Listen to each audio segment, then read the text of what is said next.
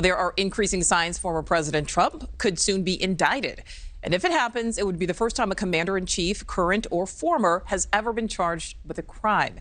There are claims of election interference in Georgia, the special counsel investigation into the handling of classified documents, and questions as to whether Trump committed crimes in connection with January 6th. Then there's the alleged hush money payments made to two women, including adult film star Stormy Daniels, on the former president's behalf. So joining us now, NewsNation legal contributor Jesse Weber. He's also an anchor and reporter for the Law and Crime Network. Jesse, thank you so much for being with us.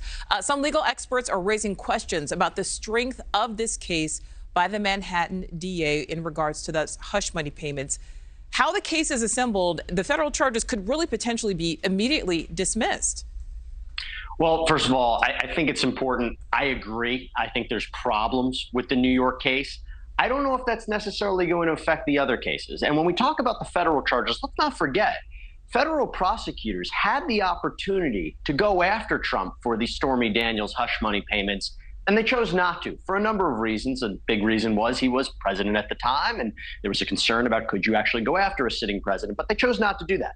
That doesn't necessarily mean that won't happen now. And the reason I say that is because we anticipate that one of the charges Trump could be indicted on in New York is falsifying business records for the purpose of concealing another crime. And that other crime could be violating federal election law, okay? And that would be a felony. It would be a Class E felony, 1 to 4 years in prison.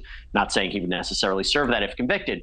But the reason I say that's important is because it becomes a question of, could that charge actually make sense? I mean, that we're talking about federal law. What that could give a signal to federal prosecutors is, wait, maybe we should take a second look at this now.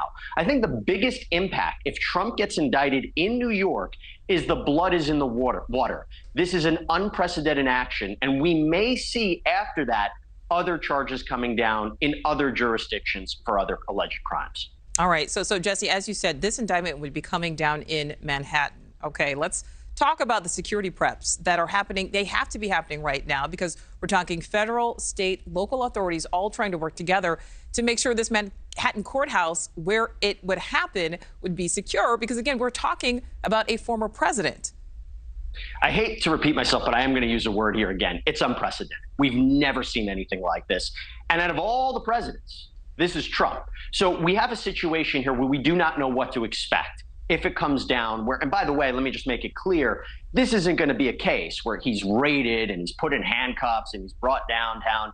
There would be an agreement put in place. His attorneys would be notified, and he would have to make an appearance down at the DA's office, and everybody's going to be notified about that. And there's a security concern. There's a security concern for him. There's a security concern for personnel, and they have to be prepared for what this is going to look like, because this is not only going to be a tremendous legal issue, but an absolutely important political issue that's going to have lasting effects moving forward.